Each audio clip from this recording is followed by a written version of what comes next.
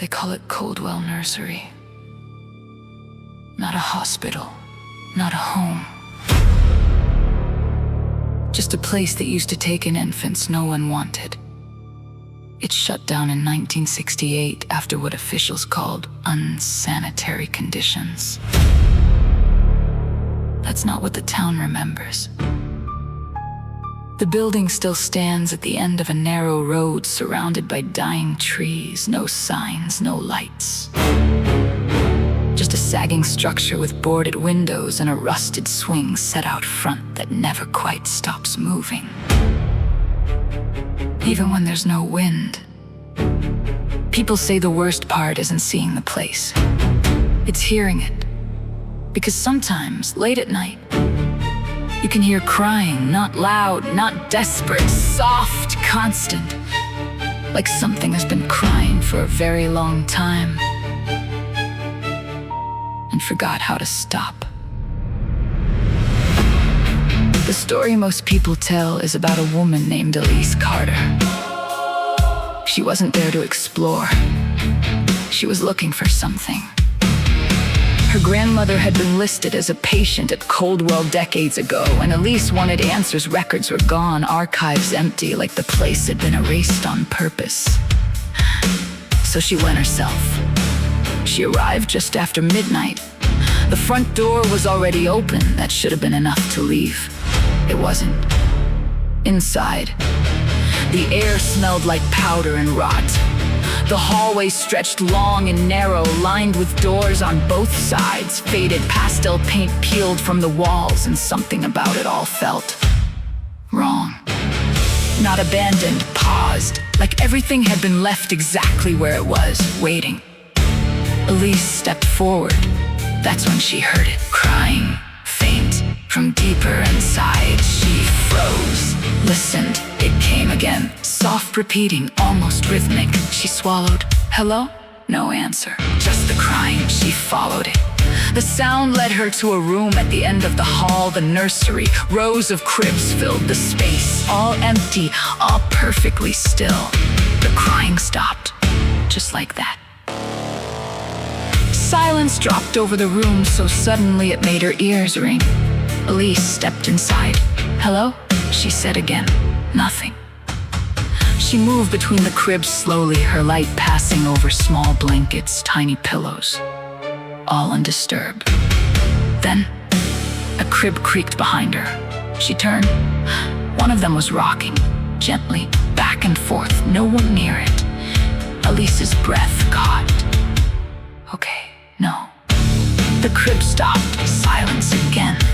Then another one moved further down the row. Then another. One by one, the cribs began to rock, slow, out of sync. The sound filled the room, wood creaking, softly, rhythmic, almost like breathing. Elise back toward the door. We're done, I'm leaving. A voice answered, not from the hallway, not from the room, from everywhere. You came to see us. She froze. That's not, no, I didn't. You came looking. The crib stopped all at once, still, perfectly still. Elise turned toward the door. It was gone. Just wall, flat, unbroken. No, no, no. Behind her, a soft thump.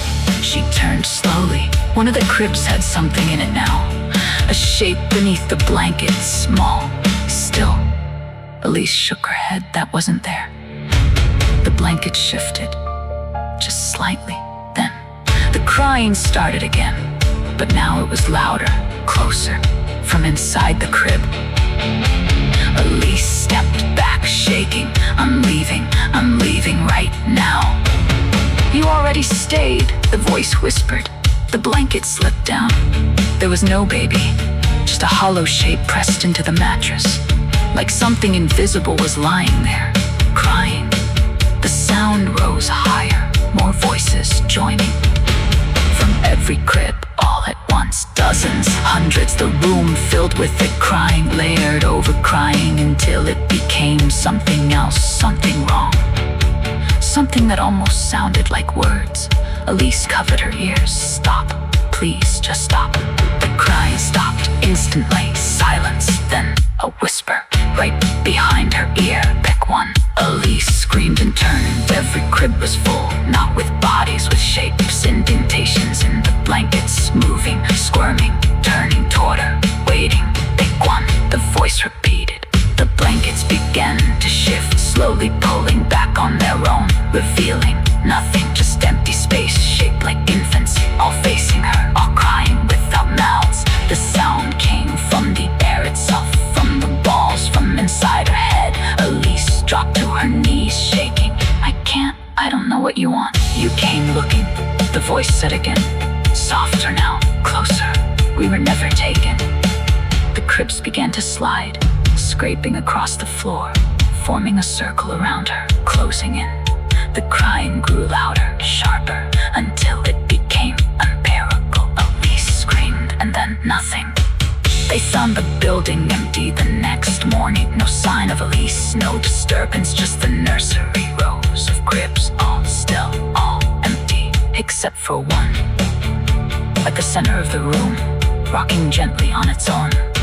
People say if you ever hear crying near Coldwell Nursery, don't follow it, because it's not calling for help, it's waiting for you.